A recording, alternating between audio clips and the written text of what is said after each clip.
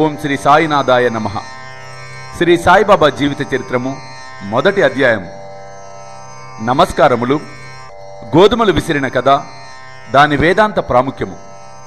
పూర్వ సంప్రదాయము ప్రకారము హేమాడ్ పంత్ శ్రీ సాయి సచ్చరిత్రను నమస్కారములతో ప్రారంభించుచున్నారు. ప్రథమమున విఘ్నేశ్వరుని స్మరించుచు ఆటంకములను తొలగించి ఈ గ్రంథము జయప్రదముగా సాగునట్లు వేడుకొనుచు శ్రీ సాయునాథుడే శ్రీ గణేశుడని చెప్పుచున్నారు.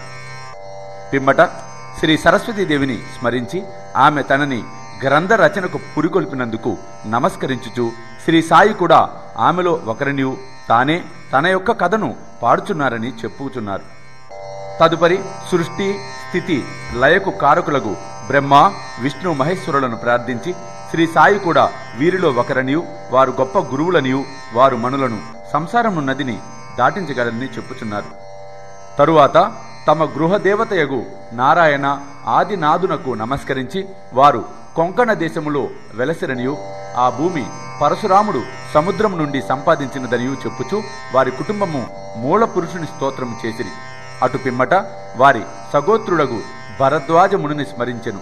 అదియు కాక పలువురు మునులను యాజ్ఞవల్క్యుడు, భృగుడు, పరాశరుడు, నారదుడు, సనక సనందనాథులు, సనత్కుమారుడు, శుకుడు, సౌనకుడు, విశ్వామిత్రుడు, వశిష్ఠుడు, వాల్మీకి, వామదేవుడు, జైమిని వైశంపాయనుడు, నవయోగీంద్రులను ప్రస్తుత యోగీశ్వరులకు నివృత్తి, జ్ఞానదేవు, సోపాను, ముక్తాబాయి, జనార్దను, ఏకనాథుడు, నామదేవుడు, తుకారాం, కాన్హా, నరహరులను కూడా ప్రార్థించెను.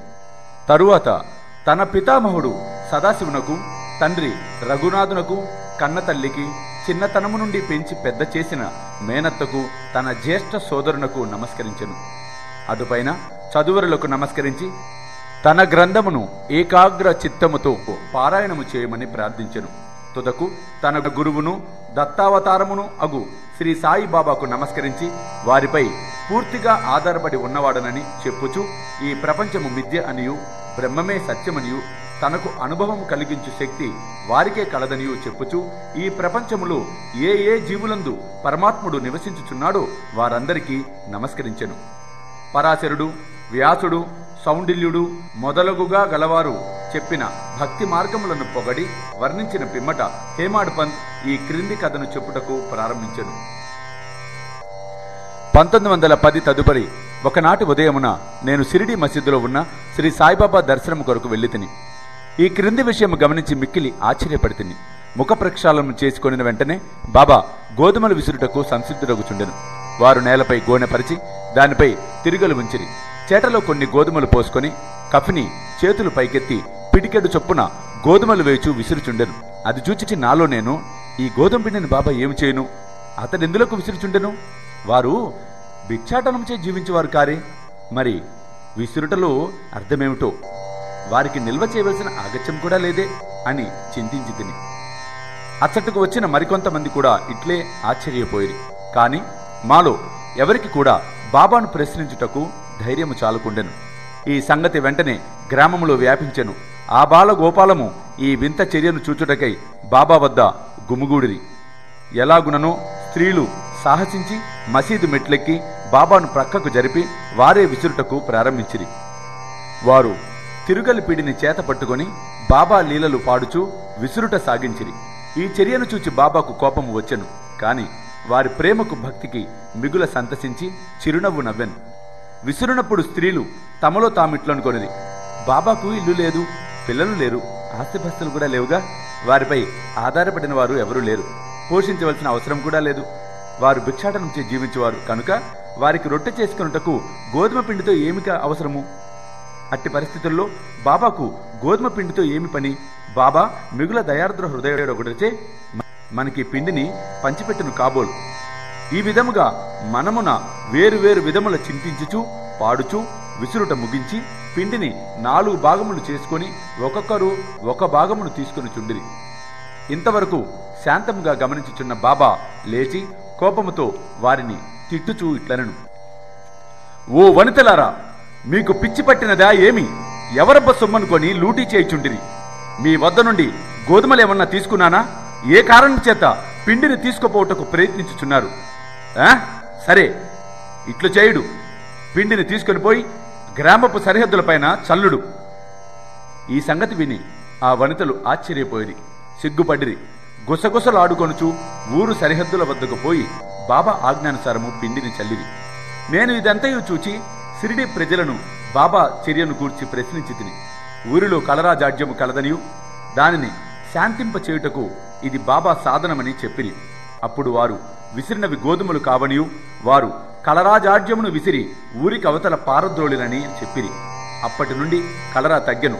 గ్రామములోని ప్రజలందరూ సంతోషంతో ఉండిరి. ఇదంతయు వినిన నాకు మిక్కిలి సంతసము కలిగెను. దీని గూఢార్థమును తెలుసుకొన కుతూహలం కలిగెను. గోధుమ పిండికి కలరాజాడ్యమునకు సంబంధమేమి?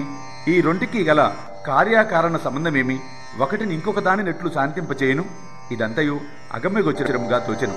అందుచే నేను తప్పక ఈ విషయమును గూర్చి వ్రాసి బాబా లీలలను మనసారా పాడుకొనుటకు నిశ్చయించుకుంటుని. ఈ లీలను చూచి ఇట్లు భావించుకొని హృదయానందపూరితుడైతిని.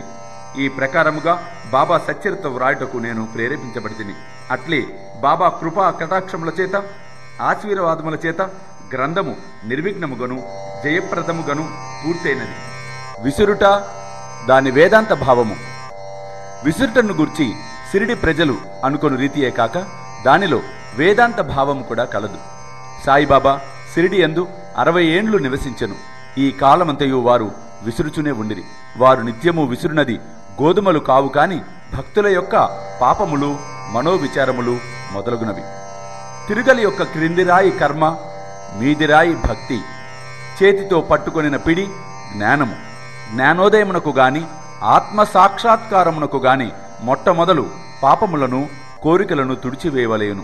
అటు పిమ్మట త్రిగుణరాహిత్యము పొందవలెను. అహంకారమును చంపుకొనవలేను. ఇది వినగానే కబీరు కథ జ్ఞప్తికి వచ్చును. ఒకనాడు స్త్రీ ఒకటి తిరుగలిలో ధాన్యమును వేసి విసురుచుండెను. దానిని కబీరు చూచి ఏడ్వసాగెను.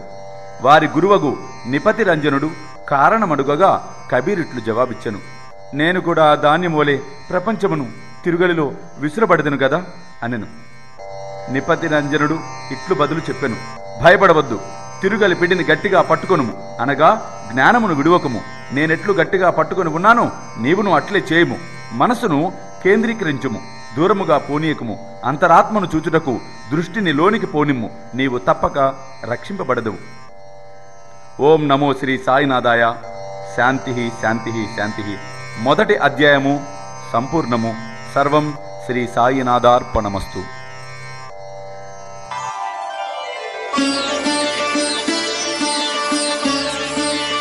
వేలాది మంది సాయి భక్తులు ఎదురు చూస్తూ ఉన్న ఘడియలు మరలా రాబోతూ ఉన్నాయి. స్వామీజీతో షిరిడి యాత్ర సెప్టెంబర్ 5 గురువారం నాడు బయలుదేరతాం. సెప్టెంబర్ 6, 7, 8 షిరిడిలో వేలాది మంది సాయి భక్తులతో ఈసారి ప్రపంచవ్యాప్తంగా ఉన్న సాయి భక్తులందరినీ కూడా మేము ఇన్వైట్ చేస్తున్నాం ఈ గొప్ప కార్యక్రమానికి. కాబట్టి మీరు నాతో రావాలి, ఈ యాత్రలో పాలు పంచుకోవాలి అనుకుంటే త్వరితగతిన కింద కనిపిస్తున్న ఫోన్ నెంబర్స్కి ఫోన్ చేసి మీ టికెట్స్ రిజర్వ్ చేసుకునే ప్రయత్నం చేయండి.